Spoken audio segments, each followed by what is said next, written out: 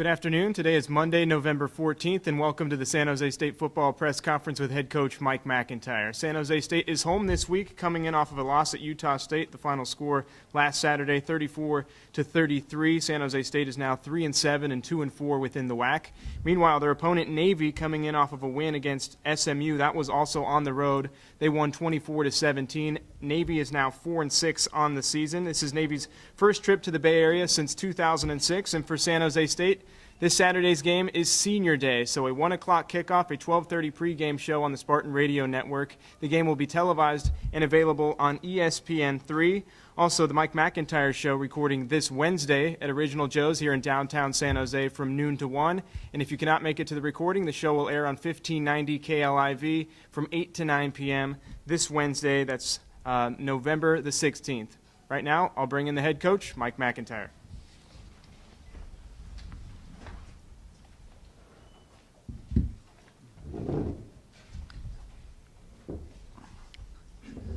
All right, good afternoon.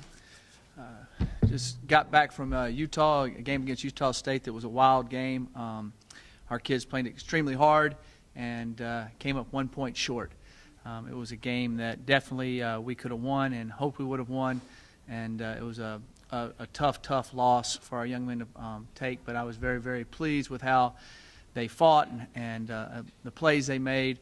We just could have made one play here or there different in the football game, we would have won the game. And we were right there to make some and had a chances to, didn't make it. And my hat's off to Utah State. They made a play there at the end to win the game. So it was an exciting ball game and one that could have definitely gone either way. We're getting ready to play Navy. Our young men are excited about playing Navy. All the history behind it, of course. And, we have a young man on our team, David Quisenberry. His brother plays for Navy. And so it's their family's excited about the game also. But they've got a great option offense. I think they have the second leading rushing offense in America. They do a great job at it. And defensively, they really cause a lot of problems. And they played really well last week against Southern Methodist, who has an excellent offensive passing game.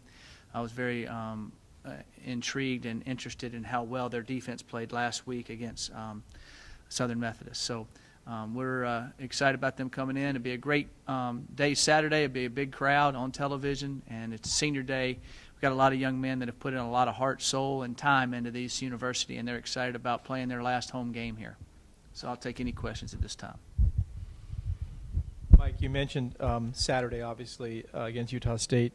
A game like that, there's a lot of plays. One of them goes different. But can you talk about the state of your running game, the fact that these last two games where you had double-digit leads in the fourth quarter, you just couldn't seem to run the ball well enough to hold on to it, to take time off the clock, to take away their chance to come back? Right. We were not able to put them away the last 2 weeks, offensively or defensively. And, it came down to a couple plays here or there, just near misses. And, we definitely want to, again, I've said it, and definitely want to be able to try to run the ball better. And we were able to run the ball a little bit early in the game and got it moving, and wasn't able to punch it in a couple of times down there in the red zone where we kicked field goals. Jens had a great day kicking field goals. I wish he wouldn't have had to kick so many, but I'm sure glad he made them all. And, running the football there at the end of the game definitely could help you run the clock out, run some time off, put more pressure on their offense. And we weren't able to do that as well as we'd like. I know you're missing a couple of offensive linemen Saturday, but this has been a sort of a trend going the wrong direction for you. Early in the year, you ran the ball really well, and now the last 4 or 5 games, not very well. Have you identified what's the difference? No, we haven't, and we're working on it as hard as we can, and we're just not opening up the holes as well. And I thought Brandon Rutley ran hard Saturday. I thought he was more back like the Brandon Rutley, and made some good plays. We just got to be more consistent in staying on our blocks and more consistent in our running game. So we'll just keep working at it as best we can and try to get better at it. Do you lament the fact that if you could have run the ball better these last 2 games, your whole bowl situation might be somewhat different?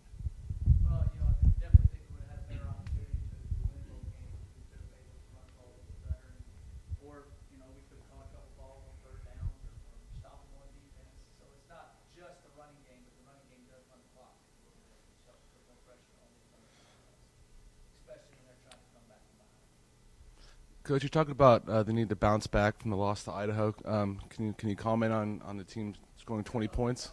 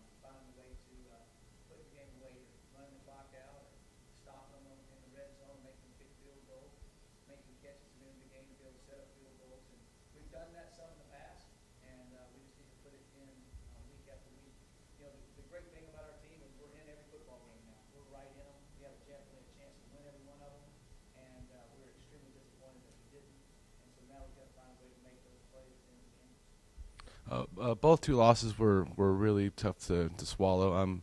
Which one hurt the team a little more?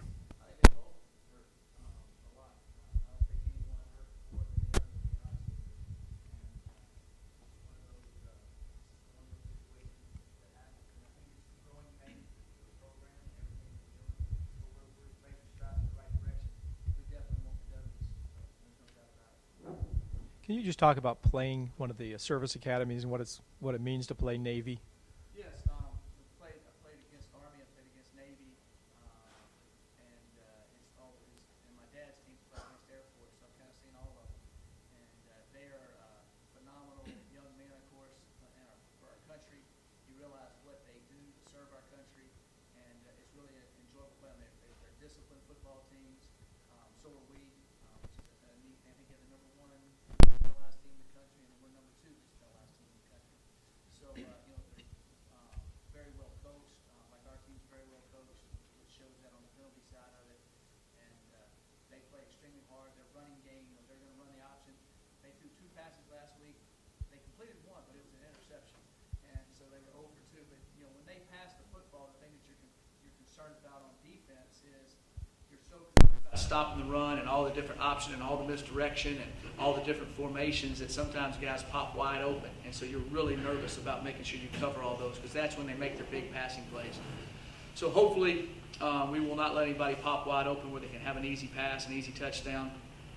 But every game you see it happen, every film I've watched. And so you just got to keep working at it and take care of business on it. But they're very disciplined, play really well on special teams. And the main thing is they want to ball control the football, control the game, run the clock, run the ball, shrink the game. They like to play a game in about 2 hours and 10 minutes, and the game be over with, and them throw 3 passes, 1 for a touchdown, and maybe 2 incompletions, and run for 400 yards. Is what they'd like to do. So You mentioned discipline. Is that defensively against them, the mental side of the game? Yes, you've got to be really disciplined. You've got to see the checks. You've got to see the formations. You've got to fit the gaps correctly. And it all happens fast, and they block at different schemes. It's not the same blocking. It's just not veer option. There's about 7 different types of option they bring at you. And you have to fit all of it correctly and different, or they'll pop loose. And you have to really sprint to the football and be able to make open field tackles at times, one-on-one tackles. Do they run a traditional wishbone backfield? They run the what Georgia Southern made famous, the invert, where they have the 2 wing backs up by the line of scrimmage, and then they shift them and motion them around. That's how they do it. But it's a lot of wishbone. Instead of those guys back there in a wishbone, they're up on the line. Now they can get out on passes quicker. They can get on your blocking on your perimeter faster, and that type of thing. But it's the Coach Irk Russell's offense he created at Georgia Southern that was brought to Navy by Paul. That's at Georgia Tech, and so that's the offense it is. Fullback gets the ball. Fullback gets the ball a ton. Absolutely a ton. You got to stop the fullback. Who's responsible for him? Well, it depends on which side they run it to. If they run it to one side, it's the tackle and the mic. If they run it to the other side, it's the end and the will. And they have to read according to the blocking scheme. One time the tackle will block down, one time they'll block out. One time they'll block down, the guard will pull. Next time the fullback will hit them. So there's a lot of different things they have to work on. So those are the speed of the game is what you get concerned about as a coach, because you're trying to simulate and practice as fast as you can, as best you can. But the speed of the game in the first 5 minutes, you got to hang on until our guys get used to the speed of the game, because the guys are running off the ball and they're hitting it fast and reading it quick. And our guys have been working hard at it. Our show team's been doing a good job in practice. We've practiced it this past spring even. We practiced it in summer in two-a-days. We practiced it in an off week, and we looked at it every Sunday evening for a period during the season. So we would try to be as ready as we could for it. Coach, after looking at the tape, is there one aspect that you can pinpoint that let Utah State get back in the game in the second half? I would say, our inability probably to stop the passes on third downs was, I think, the turning point in the game there. We had some third downs where we were right there and could have made the plays, and they made the plays and we didn't.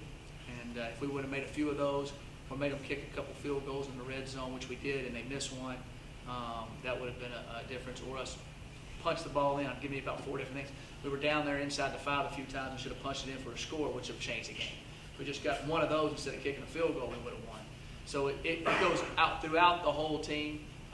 Special teams, we did a great kickoff return, but our kickoff coverage was number 1 in the conference going into the game, and we didn't cover kickoffs as well as we'd like. We gave them the ball on the 50, right close to the 50 a few times. We gave them a short field to, have some short drives. So it's a combination of everything. From what you see in Navy's defense, do you foresee your run game a little more, succeeding a little more against Navy, or? Well, I would hope so, but I think that, what they do on defense, we'll have to see what they come here doing. They're really like a 3-3 front, a lot of stunning, a lot of moving, and we'll have to figure, we're figuring that out as we go right now. But we definitely we'd like to run the football, so there's no doubt. You mentioned, Mike, that even back as far back as spring, you started looking at and showing your team their offense. Is there anybody else you would do that to prep for? Or is it just because they're so different than anyone else you face? Yeah, no. We of course we look at different schemes. You look at teams that you look at empty, you look at 4 wides, you look at 2 tights, you look at 21 personnel. So you look at all the different things to adjust your defense to. You just don't do spread option, which has, so you take time to look at that. So you look at other teams' offenses, but it's unique to Navy's. Nobody else does exactly that. Yeah. So that's how you work. Is it the kind of deal where your players get a headache looking at this because it just got so much to be responsible for? No, I think they feel pretty comfortable about it because we've practiced enough. Now, if we would have put it in this week, it would have been a disaster. And sure hope it's not a disaster Saturday, but we couldn't have done it in 1 week, in 2.5 practice, 2 weeks, 3 days of practice basically. Right. There's no way. You also mentioned Jens earlier, and can you talk about the season he's having, but also the fact that you wish you didn't have to use him quite so often? Yeah, Jens is kicking great. I believe he's the number 1 percentage kicker in the WAC. He's doing an excellent job for us, and he did a good job Saturday in the conditions, really good job. When you go out to warm-ups and there's 5 inches of snow on the ground, reminded me of being in Wyoming or something like that. So he did a good job there Saturday, and definitely we would like to score much more touchdowns and kick field goals. But if we got to kick them, we need to make them, and he did a good job of that for us Saturday. Is there a certain strategy you're going to go over with the team to help close out the fourth quarter? Well, we've been going over the same strategy and trying to get it in their minds to finish it out, and we've just got to go out there and make plays, and that's what it comes down to. You can kind of look at Utah State earlier in the season. They kind of, if you watch the film, they kind of outplayed some teams and lost. Their last 2 games, they kind of got outplayed most of the game and won. So we've got to find a way just to finish them and win them, and our kids know that. And basically, it comes down to different one-on-one battles during the course of the game. You win them or the other guy win them, and we need to make those plays at the end of the game. Can you comment on Tyler Irvin's kick return and what he's done for the kick return game since Brandon Rutley no longer has that role? Yeah, Tyler's doing a great job. That was a great scheme by Coach Dahl. We call it ambush, is what we call that kickoff return. And Ina made a great block on it, basically knocked the guy across the field. And the double team guys came in and double teamed, and then it gave our young man Tyler a crease, and then he hurled a guy, cut back on 2 guys, and then outran everybody else. It was a great run, and I think he's a really good player. I think he's got a great future in front of him. He's a phenomenal young man. Mike, when you got 1 play left and you're at midfield, there's not a lot of obvious plays. Right. But was there something Jens had done to suggest that there was some realistic possibility he might get close to making a 67-yard field goal? Well, I put Harrison Wade in. Harrison had a little bit stronger Or Harrison, leg. He's sorry, not yeah. just as consistent. Harrison kicks it off. He was kicking it off good. Harrison last night kicked a 65-yard field goal last night In practice. Yeah. and so in the altitude, I thought it might have a chance, and so we went with it. I was hoping it wouldn't get blocked. It got blocked. He kicked it a little bit low. He had kicked it good in warm-ups, even in the snow. He had made a 55, 58-yarder in warm-ups, and the snow was 4 inches high. So I thought with the footing and everything, I thought at that time that might give us the best chance to win. With it being blocked, I should rethink it, and in hindsight, try to throw the Hail Mary. So I thought he might have a chance to make it. And then when I went out there last night and kicked a 65-yarder, I said he probably could have had a chance to make it. All right. Kids' legs are getting stronger and better, so I wish we had a chance there. They made some good plays on us. I thought we had 2 balls we were going to come down with, and just slipped out right at the last second. And our kids made great efforts. If we would have caught one of those, and we would have kicked about a 45-yard field goal, and then I would have kicked ends at that time.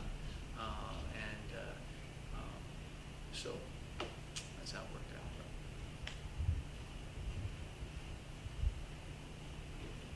Thanks. All right, thank you very much. Appreciate it.